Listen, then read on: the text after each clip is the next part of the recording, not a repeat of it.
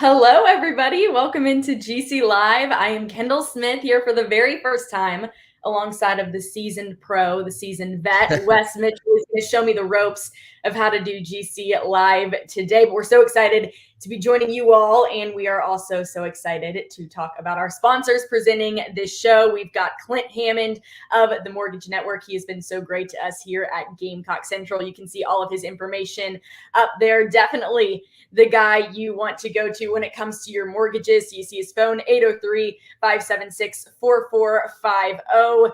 Give him a call, reach out to him. Again, we appreciate all that he does for Gamecock Central and GC Live and sponsoring the show.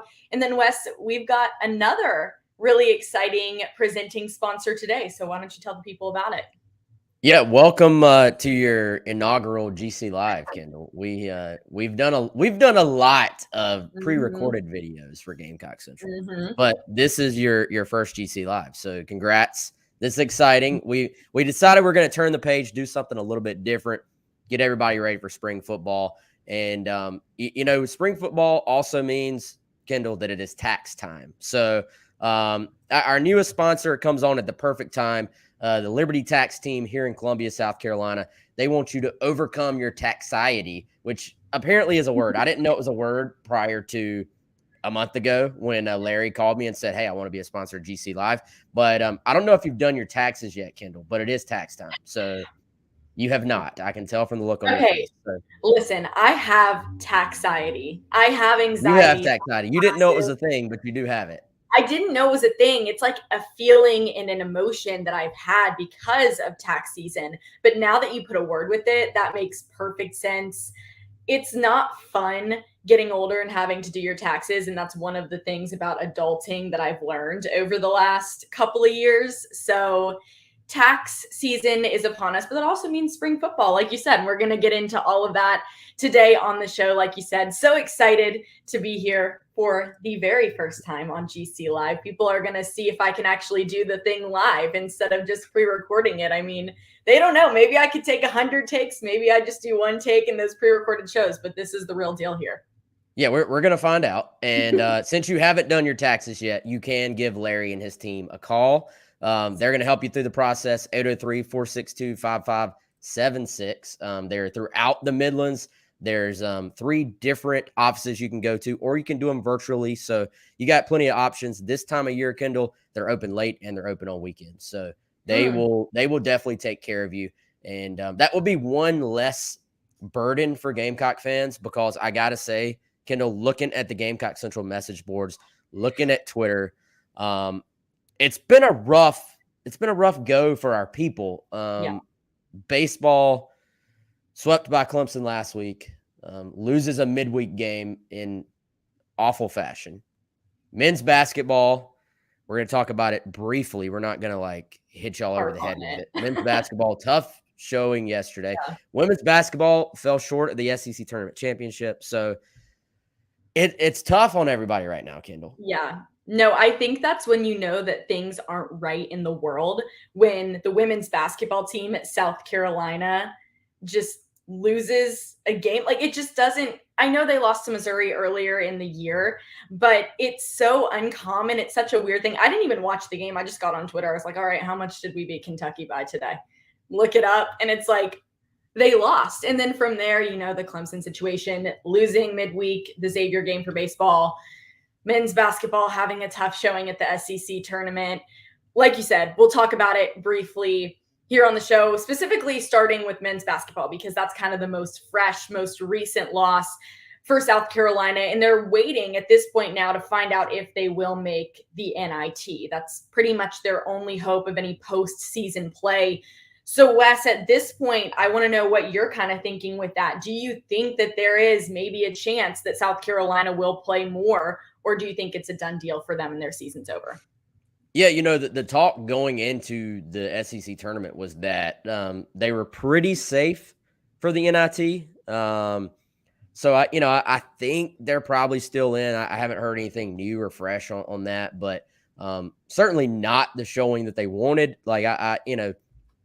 To me, it matters how you lose. If it was just a tight game and they played great and they just didn't get it done, then that's one thing. But there is a genuine frustration, I feel like, from the fan base right now about how the game went. And, I thought, not to put it on one guy, it's never on one guy. We all know that. But that missed dunk from Keyshawn Bryant just felt like the momentum crusher for South Carolina. And from that point forward, it was downhill from there. And, I think these fans have seen so many times these teams sort of go into this funk where they just can't score the basketball.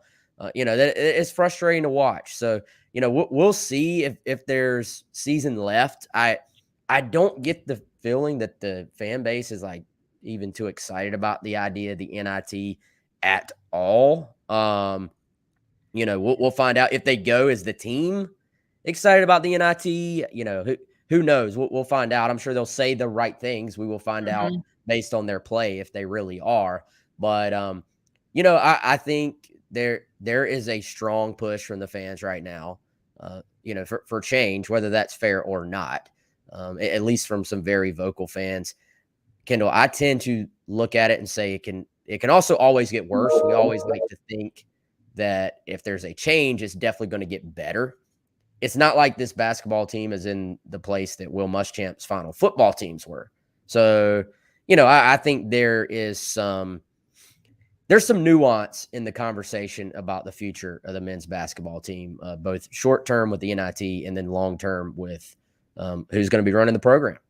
Yeah. And I think maybe some of that pressure is being taken off of Frank Martin in some ways because of how baseball is performing right now. And we definitely need to talk about that. Mark Kingston getting a lot of heat from a lot of very vocal fans, especially after being swept by Clemson this past weekend, losing a midweek game to Xavier, which if you're South Carolina, a team that's won 2 College World Series titles, losing to Xavier in a midweek game, I mean, that is not acceptable for the South Carolina fan base. That's a midweek game against a mid-major school that you just bring in to hopefully get another victory on, your schedule and move on, but they couldn't do that. So people very frustrated with Mark Kingston right now and things not getting easier for the Gamecocks this weekend. They're taking on the Texas Longhorns, the #1 team in the country.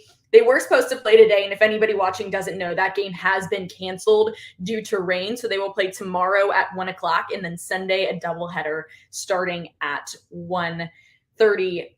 Wes, do you think the fact that the baseball team hasn't been doing so hot recently is maybe helping Frank Martin's case a little bit? Yeah, and I think it almost feels like what I see, and we're just going off of what we see from the fans. It's raised the pressure on Ray Tanner at this point, I feel like, because fans are saying men's basketball didn't go the way we wanted, and baseball certainly didn't go the way we wanted. And, I think, Kendall, you're a student. You have a brother who played college baseball, so I know you follow college baseball very closely.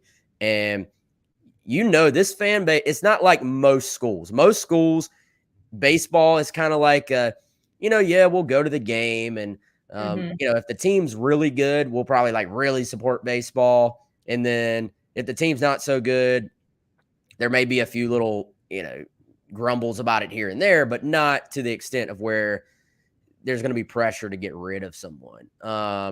South Carolina, very different. This program or this school has really always sort of been able to count on baseball being good. And that goes back, honestly, like 20 years. And so it's just different at South Carolina. I feel like it's one thing if you're just there will be some pushback if you're just having an average season, even at South Carolina. But I don't think there's really any real pressures from like an administration standpoint on a coaching staff if they're just having a down year and they're just kind of average. But I think the fear right now that fans are seeing is 3 in a row to Clemson, losing to a midweek opponent that you should beat, and it wasn't even a close game. And then they see Texas coming in, #1 team. Vanderbilt and Tennessee start off your SEC schedule. So fans are looking, saying this thing could get really, really bad pretty quick. And it does take a little pressure off of Frank Martin directly, but I think it just also adds to the overall frustration, and that you combine everything we're talking about right now. You had a football coaching change after the previous season, and then now people are looking at men's basketball and baseball. It's rough times. It is rough times, definitely rough times. And like you said, South Carolina, when I was applying to go to school here, I never really thought of it so much as a men's basketball school. I always thought about South Carolina being really good at women's basketball. They had some glory years in football, and then being really, really good at baseball. And like you said, I'm a little biased to it. My brother played college baseball, so that's something I pay attention to more. But things could really go wrong for the Gamecocks this year. I think we're already starting to see that happen. And I know that, you can't always blame coaching, and the South Carolina baseball team has dealt with some injuries this year. Julian Bosnick, who was supposed to be one of the prime pitchers for South Carolina, is still dealing with an arm injury. Will Sanders pretty much having to put the team on his back from a pitching standpoint. And then you have a couple of bright spots in there. Michael Braswell, obviously one of those players who's come in and done a fantastic job from the start. But with baseball, you can't just have one or two that are going to step up and perform. And it's a whole team thing right now. A lot of injuries are an issue. But regardless, this weekend is going to be a test for South Carolina, and it could be another sweep. Maybe they'll manage to pull one out. Maybe the Will Sanders game will, work out in their favor, but it's rough. That's and in baseball, you can, if you have a dominant pitcher, you'll have a chance in that game. I think the fear right now, much like we saw last week, Kendall, South Carolina was in a position to win the Will Sanders game and had some mistakes and couldn't pull it out. When you don't win the Will Sanders game in a series, then you're going to struggle. Like I think when you win the Will Sanders game, you're looking at those final two saying, if you can just find a way to split, you get Bosnick back at some point, you hope, maybe you have a chance. But as you said, I mean, I think it's the perfect word. You put so much pressure on that Will Sanders start. And then you're looking, honestly, I think their best closer is the bright spot you talked about, who happens to be your shortstop as well, in Michael Braswell. So it's a lot of pressure to perform on just a couple of guys to carry this thing. And, we knew the pitching was probably going to be a concern depth-wise anyway, and their injuries have been to the spot they couldn't afford to have it. But I think you can kind of stomach it everybody knows, like, recruiting sort of goes in cycles, and sometimes you have a down year. Sometimes you have a year where everything comes together and you have a lot of depth. Sometimes you have years where it just cycles off and you're kind of looking ahead to next year like, hey, it's going to be a lot better next year. I think the concern from the fan base right now is that you don't have a great hitting team right now either. Yeah. So it's kind of like, I feel like you can explain away, well, hey, this is just going to be a down year for the pitching staff because they pitched really well last year. But you kind of hope, like, aren't you looking at it as a fan? You're kind of like, well, why is the pitching and the hitting down at a place like South Carolina where you feel like you should always be able to sign players? And the SEC has gotten tougher. Like, your competition has gotten better over the last decade. Let's not forget that. But I can certainly see why the Gamecock fans are so frustrated right now, because it's hit. The last few weeks have hit hard, I feel like, for this fan base. Yeah, no, you're 100% right. And you don't have Wes Clark, you don't have Brady Allen on your team anymore to generate that offensive firepower.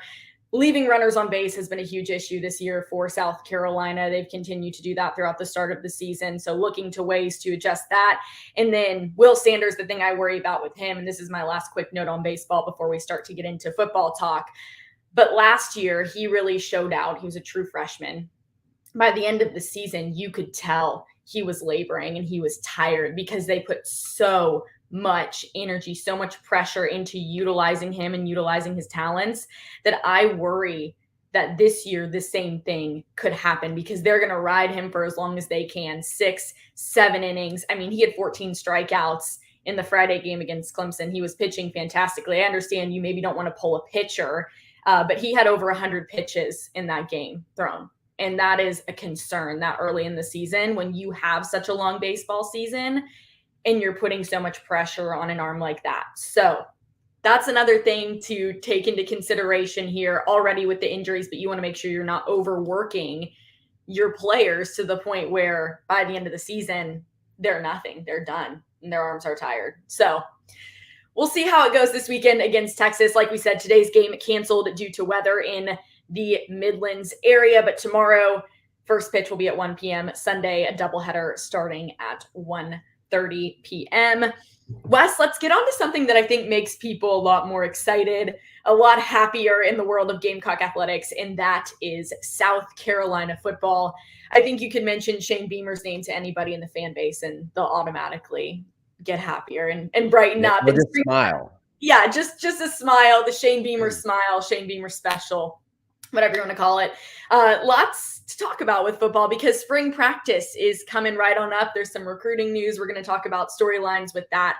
So first of all, just with spring practice coming up, we've got to talk about those names for you, Wes, that you're most excited to see throughout the spring and up until that spring game.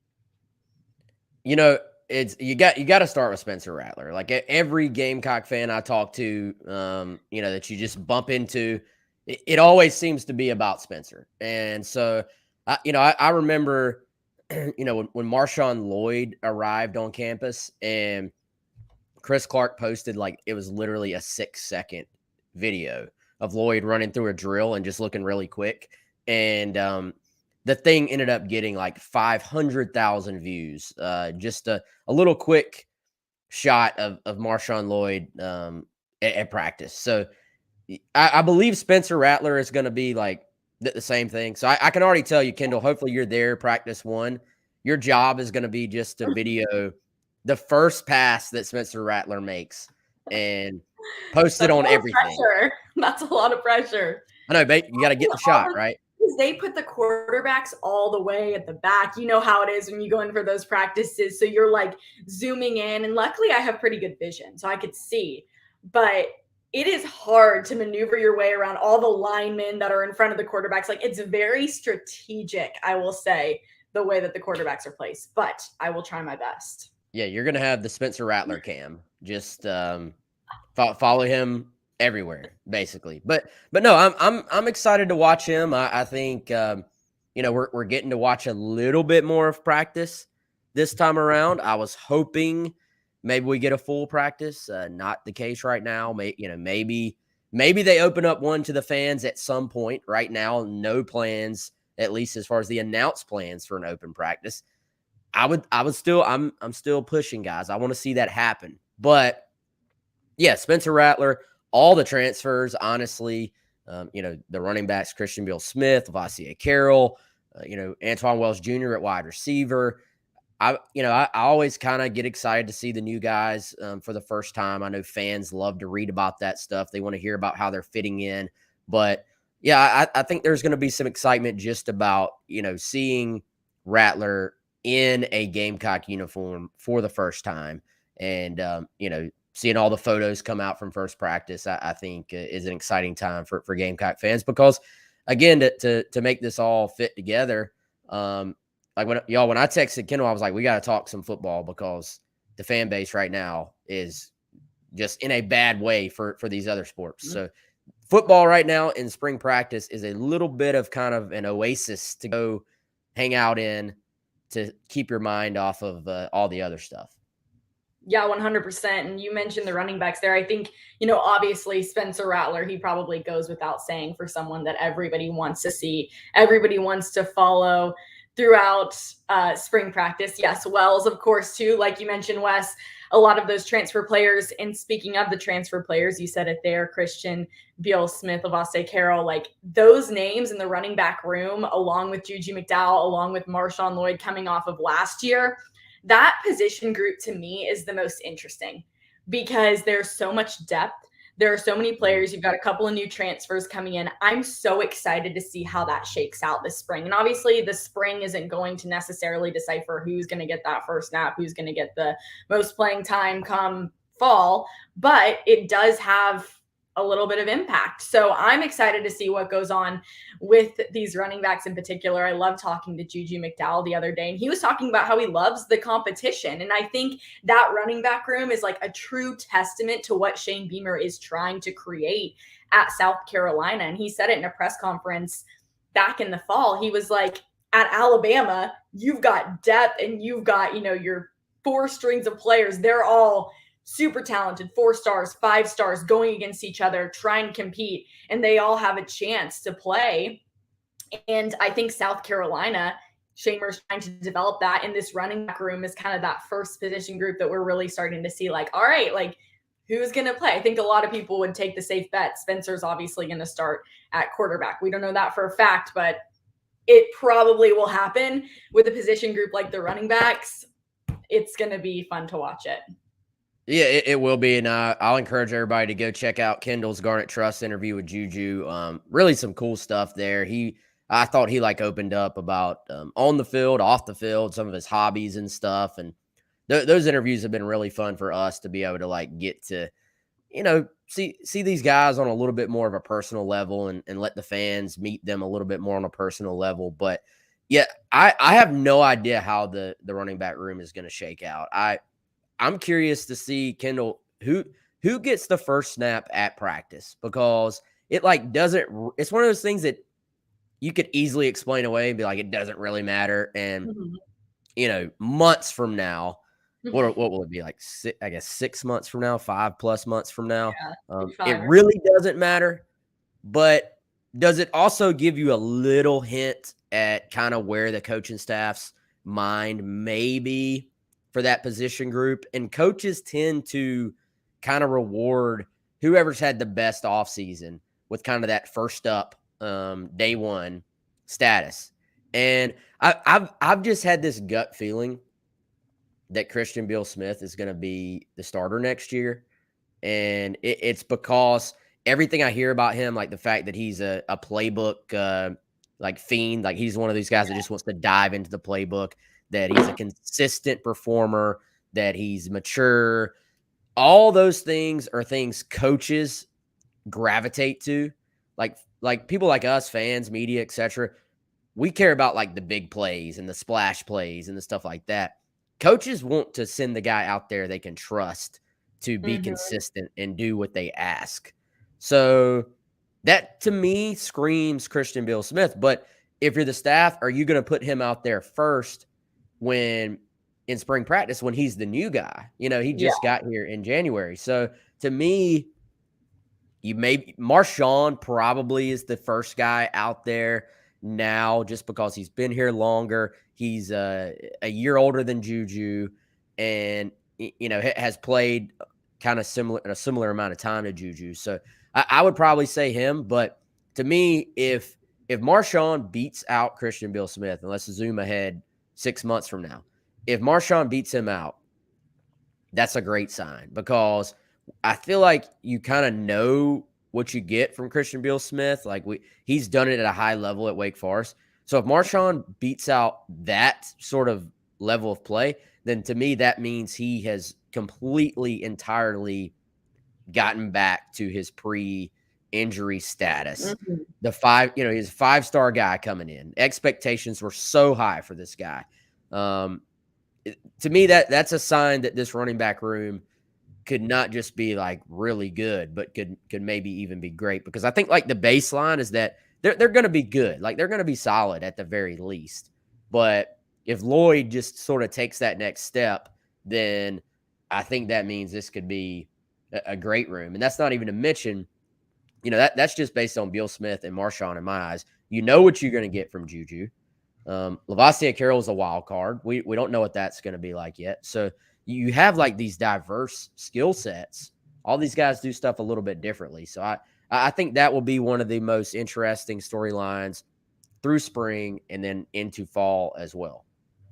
I am also excited, speaking of the offense, for that spring game, and to kind of see if any adjustments or what adjustments have been made in terms of schemes for the offense with Marcus Satterfield.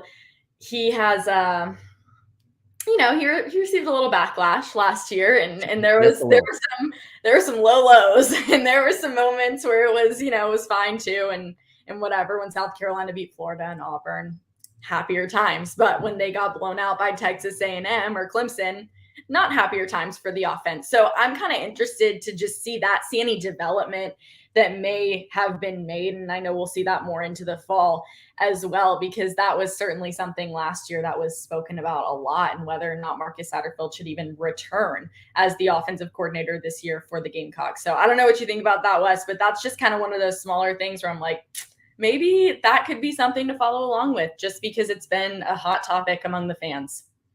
No, I agree. And obviously, they ended the season on a high note offensively, but yeah, let's not forget I can't tell you how many times Chris and I would hop on this show on a Monday after the game and just be repeating ourselves all season long, Kendall. Like, another disappointing offensive performance. So, I think there's some like positivity within the program about the kind of the weapons he has to work with now.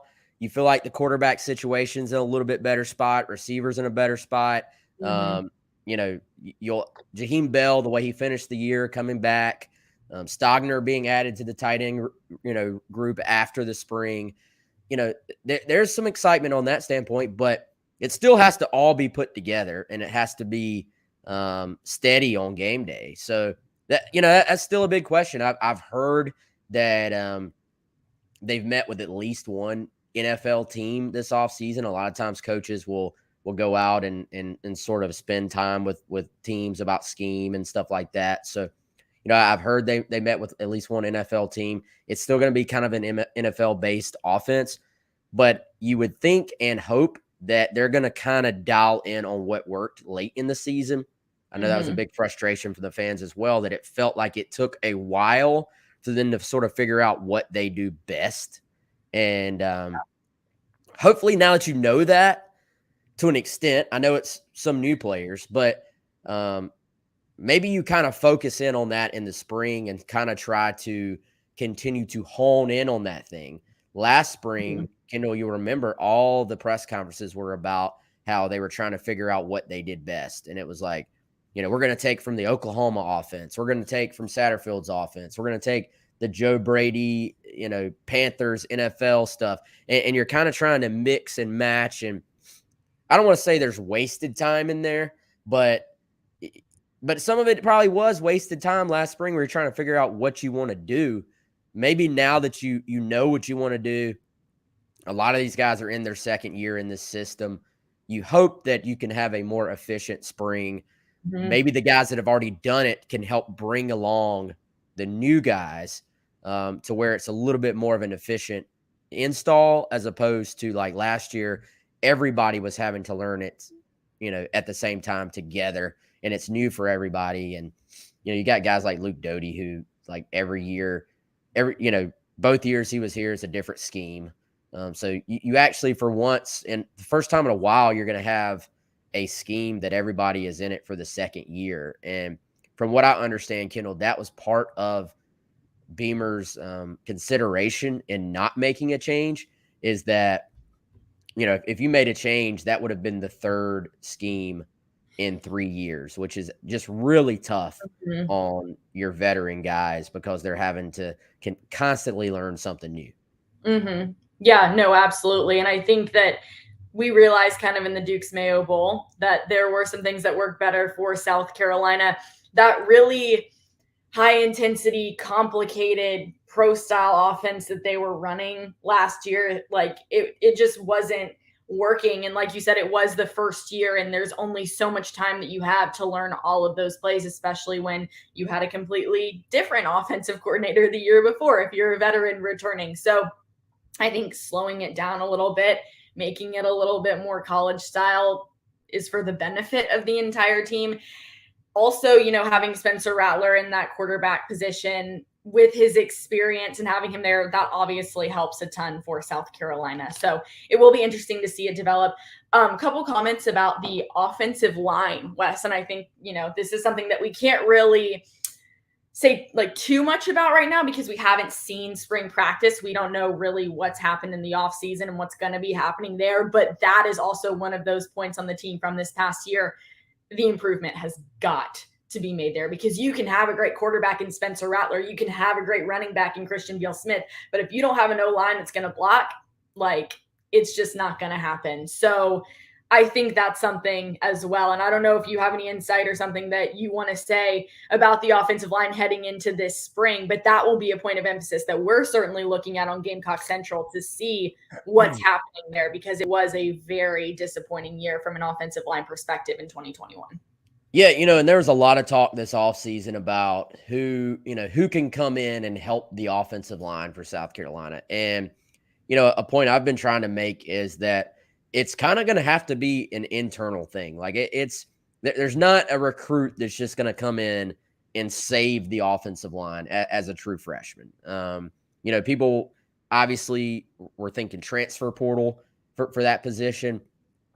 There's just not really a bunch of ready-made offensive tackles in the portal. Most of those guys, if they're juniors and they're that good at that position, they're so highly valued in the NFL. They're just going to go to the NFL draft. They're not going to go hit the transfer portal. So, I think that's a spot. You look at the guys that are on campus. There are a lot of veterans. They've played a bunch. It's not just 5 guys either. There's 6, 7, 8, maybe 9 guys that have played meaningful snaps in the SEC for South Carolina.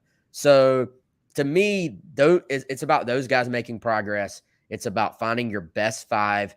How do they fit? Like, what's the best position for each guy that gets the best 5 on the field? Now, from what I understand, there's going to be, I don't know if you'd say experimenting. That's probably a little, it's not necessarily experimenting, but they're going to be working some guys at different positions in order to try to get the best 5 on the field, create competition at every spot.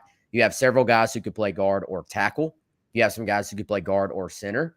Javon Gwynn, I understand, is going to get a strong look at center, so that you up the competition there. He'll be competing with Eric Douglas. You have guys like, I would say like a Jalen Nichols could very easily play tackle or play guard. How far along has a Ja'Kai Moore, someone who's been injured at times in his career but is very athletic, I think could be your future starting left tackle if he can put it all together. Can a Dylan Wanham get completely healthy and have a great final season at right tackle? He's played since he was a true freshman, which is hard to do, but hasn't quite made that steady progress, that you would have hoped for him. So it's going to be interesting to see how they kind of tinker and move guys around. I do think there will be some just inherent value in them being more comfortable in the scheme in year 2, just like we were talking about with the team as a whole. So, but yeah, that's Kendall. The O-line we can't be talking about the O-line as like the big weakness for this team next year, because that's going to be tough on people to take if South Carolina has all the other pieces together and then the O-line can't put it together. I do think Adkins also had he had some personal stuff going on last year. Like there was a lot going on with the O-line last year. So you hope there's maybe a little more stability this year. They looked like a group that kind of was hesitant at times. That's generally just like a mental, like not being quite comfortable in the scheme type thing. So it's never going to be perfect. Like, you're never just going to be perfect on the O-line, but can they be serviceable, I think, is the big question. Yeah, no, 100%. Speaking of the O-line, I want to give a shout out. He's probably not watching this, but one of my really good friends, Ikemi Kwanu, you probably know the name. He is one of the highest prospects for this upcoming NFL draft. Offensive lineman out of NC State. And like you were just talking about getting transfers and people coming in, I'm like, South Carolina could really, really use a player like Ikem Ekwonu, like I said, offensive tackle, just beast. And we went to school together all growing up. And now he's literally about to be drafted, expecting a top 10 draft pick in this 2022 NFL draft. So good stuff from him. Wes, I do want to talk a little bit about recruiting, because when you think Shane Beamer and South Carolina are done with the transfer portal, they're not done with the transfer portal, extending an offer this past week. Never, ever, ever done. To Corey Rucker, a wide receiver from Arkansas State. So you know all about this. Want to talk about him, and then I want to talk about some upcoming visits from high school players that are coming up as well. So tell me what you know about Rucker to start, the interest in South Carolina, and do you think this is an achievable transfer portal target? Yeah, I mean, y'all go check it out on YouTube. Type in Corey Rucker. You'll be like, okay, I see why South Carolina wants him. Like, kid's a bona fide playmaker, would come in, would push for a starting spot. And they've, Kendall, they've wanted 2 transfer portal wide receivers. Really, ever since going back to when they were unable to get Antonio Williams, from the high school class there at Dutch Fork. They said, hey, we're hitting the portal, and they got Antoine Wells Jr. They're very excited about him. I think he's a future starter for South Carolina this year, but they want one more difference maker, and this kid can be it. Like, I think he's a priority for them. They were able to move quick. He entered the portal. South Carolina was either the first or second school to offer him, so they hopped on him right away. He has 3 years of eligibility left, so you're not talking about someone who's just a senior or anything. Like, he's got time to whatever school he picks, he can be there for a few years. So, I think they're in it. Ole Miss is probably going to be a factor as well. He's originally from Mississippi. Lane Kiffin has hammered the transfer portal as well. But I think they've got like 100 receivers coming in the portal. So, I think we'll see. At some point, do portal receivers say, look, I'm going to let all those other guys go. Like, I'm going to go somewhere else. So Ole Miss, Auburn, he's got a unique tie to Texas State in that I think it's his former quarterback is the quarterback there. So he's going to look at them. You got to think, though, with SEC opportunities. Yeah. This may come down to South Carolina and Ole Miss, and we'll see what other schools get involved because it's still very early. But don't underestimate the chance to play with Spencer Rattler for a year. Yeah. And South Carolina has that to sell. So I would think SEC opportunity, to me, Ole Miss and South Carolina just make the most sense right now. The Lane train or the Shane train? Oh, yeah, there you go. Never seem to. I mean, who knows? My brother goes to law school at Ole Miss, so if it is between South Carolina and Ole Miss, him and I always have a little sibling rivalry, our own personal rivalry and competition going on with that. Good question from John Wilson. What's the deal from Hyatt from Dutch Fork? So yes, Devin Hyatt, he now goes to IMG Academy. He played at Dutch Fork. He's planning a visit actually starting tomorrow, I believe, March 12th. So what do we know about that one, Wes? Yeah, he announced, I want to say a week ago, maybe, that he was going to be back, in Columbia. He's going to visit South Carolina. I'm going to get the exact details on what day he's going to get here. I know the coaches are getting back at some point because this is their spring break. So I don't know. There might have been a little confusion on his part about which day he was coming, but we'll get that sorted out. But definitely coming up within the next few days, Devin planning to be at South Carolina in Columbia. And, it's kind of been a recruitment where he was on campus way back last summer, and has shown some interest in South Carolina. It kind of seems like maybe dropped off a little bit. So this is kind of a reunion a little bit for him in South Carolina. So I think that'll be something worth keeping an eye on. You look, his brother, Jalen Hyatt, there's a little bit of, the fan base, obviously, that's a sore subject with them. I think it was a sore subject with the Hyatt family because the previous staff at South Carolina did not recruit Jalen. They obviously should have. They did not. But that's not Justin Stepp or Shane Beamer. That's not their fault at all. So yeah. I think that's sort of been put behind a little bit. Like, I don't think that's really a factor anymore. So I think we'll know a lot more after this visit, Kendall. How big of a priority is Devin Hyatt for South Carolina? How big of a priority is South Carolina, for Devin Hyatt and the family? And do those things like intersect?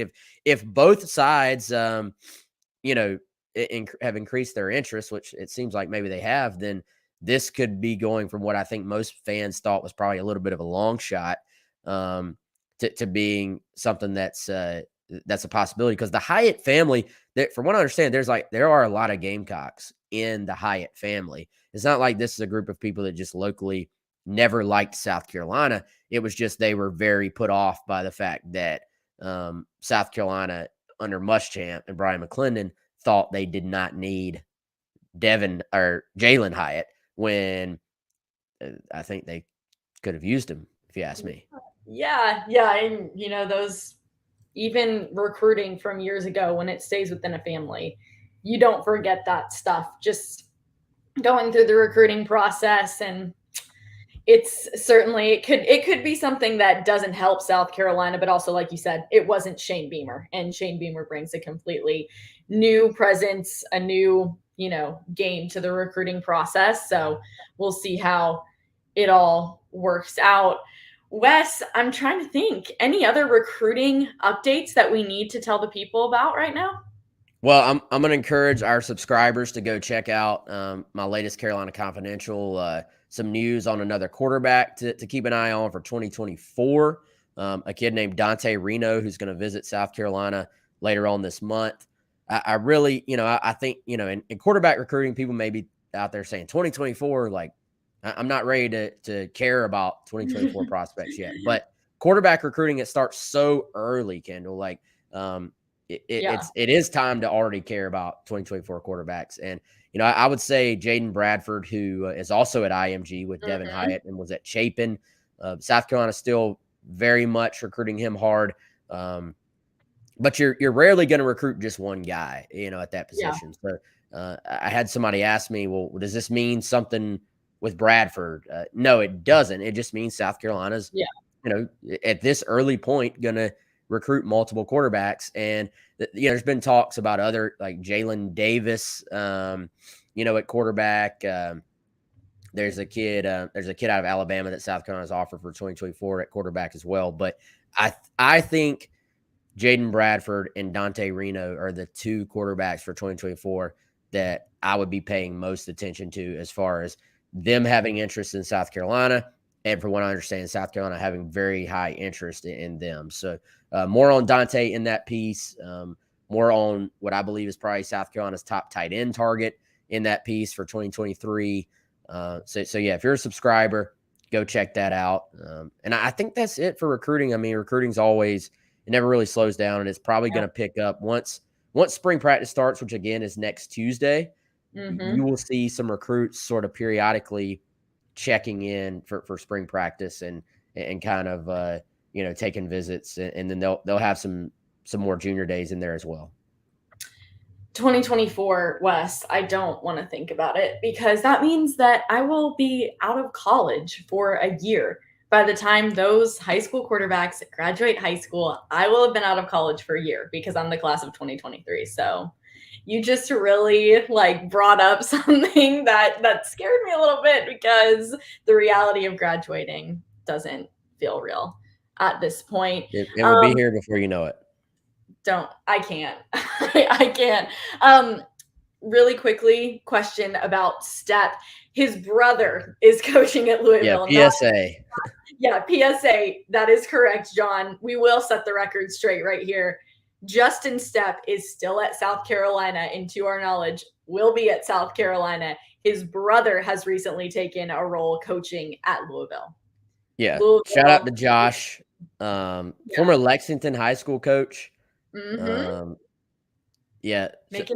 story. So shout out to my buddy Bert. Bert's one of my best friends in the world, and like the Step brothers, Bert is also a bald by choice man, and he works in the Lexington school district as well. So for the longest time, there were so many parents that would come up to my buddy and be like, great game, coach. Great game, coach. Nonstop, to the point that he just stopped telling people otherwise. He just went with it. This is when Josh was the head coach at Lexington. So pretty cool, though, to see two local guys. Obviously, everybody knows how, Justin's career has gone, him being at South Carolina. And then Josh now being at Louisville. Two local guys from Pillion who have made it to Power 5 coaching spots. And they're twin brothers. Like my only, That's so cool. yeah, that's pretty awesome. They're very tight with each other, as you would expect. My only regret is that we're going to miss out on the massive storylines for South Carolina versus Georgia State to start the year, because it would have been, listen to this, it would have been step versus step.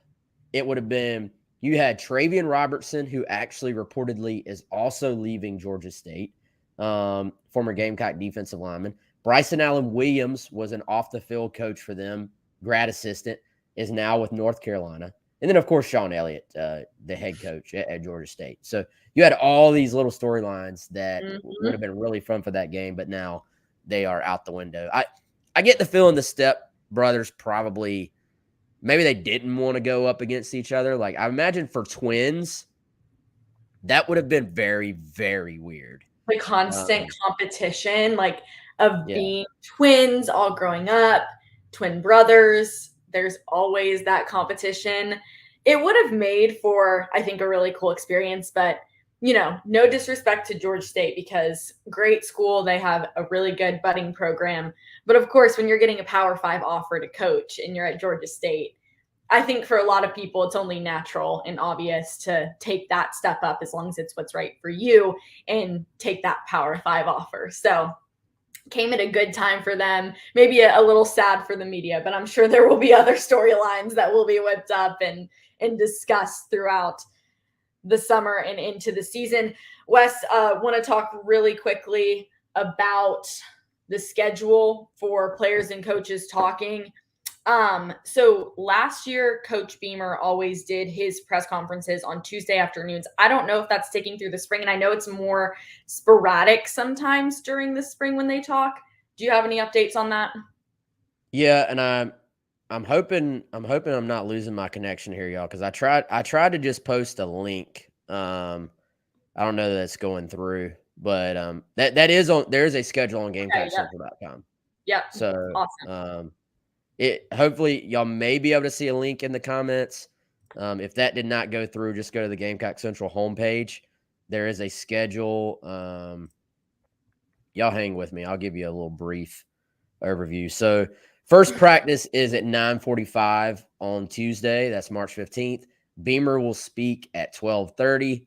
And then right off the bat, very next day on Wednesday, both Satterfield and Clayton White will be speaking at 12:30 on Wednesday. So I don't want to go through the whole schedule right now, but that's free content. If you hit the link, you can check it out. So yeah.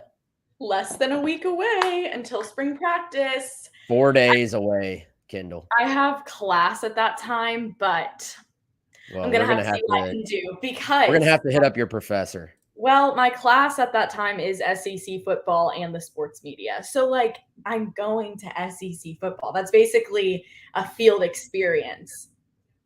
Yeah. So, I feel like we can make that happen. Who's your teacher for that? Dr. Kevin Hull. He's pretty cool. Okay. I feel like Dr. Hull, Kendall has business to attend to. Yeah, I got to go get Spencer Rattler's first pass. That is like priority number one during that practice. But Wes, I think that's all we had to get to today on this edition of GC Live, my first ever edition. We talked about basketball, we talked about baseball, we talked about football, spring practice, recruiting. I think we covered most things in the world of Gamecock athletics. Yeah, we did. And Kendall, I think John here on Facebook was trying to get one over on you. So I got to ask you. I always think it's interesting to see what movies are like before people's time and what ones aren't. Okay. So Kendall's getting nervous, I can tell. I am. The Water Boy. So John asked any info about Bobby Boucher coming from the portal. Bobby Boucher is from the Water Boy. So Water Boy, a movie you've watched, or B, before your time? Well, I have watched it, but it is a little bit before my time. But I do watch like older movies. So yeah, a little bit before like my time, before I started getting into watching movies like that. He also asked about my 40-yard dash. I've never tried to run the 40-yard dash. Well, actually, I did. Like, back in my skating days, they used to make us do off-ice combines where we had to, like, do all these really crazy exercises and prove that we could, like, be agile off the ice. But I haven't run one in a long time, so maybe we'll have to do that. I actually have an idea. I'm not going to say anything about it, in the works, and I want Wes to do this with me too. You know what I'm talking about, Wes. Yes, and it has I to do. do with workouts and Gamecock football. Yes, I'm here for it. Hey, so do skaters do on ice like 40-yard dashes, skates, or like is there on ice combines as well, or is that not on a ice thing? power and training classes? So like we will do push-ups on the ice, we'll do up and down the ice suicides, like having to stop. It is very, very intense stuff, but a lot of fun. I don't miss the push-ups though. Oh man, I don't miss push-ups on the ice. Yeah, your hands on the ice. That was awful. You're like sliding, brutal stuff.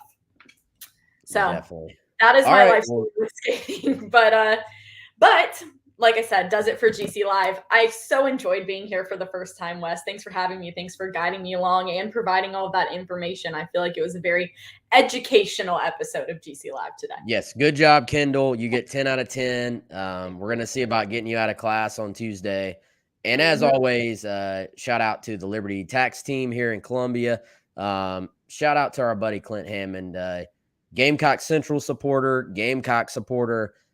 Great dude here in Columbia, ClintHammond.com. His office is right over there across from Dreher High School for people that live here. Go check Clint out. He'll help you through the home buying process. So, and hey, everybody in the comments, Kendall is saying you did a great job. So nice. Thank you so much, T. Thank you, Gamecock Ryan. Thank you guys for watching. That is very sweet of you to say. So, all right, this is where you have to say bye to everybody, Kendall. Yes, this is where I'm going to say bye. I will do the outro for the episode. Chris, he'll be back soon. Don't worry about it. He is working hard. He is all good. But yeah, that does it for this edition of GC Live. Thank you all so much for tuning in, for watching. He's Wes Mitchell. I'm Kendall Smith, and we will see you guys in the next episode. Bye.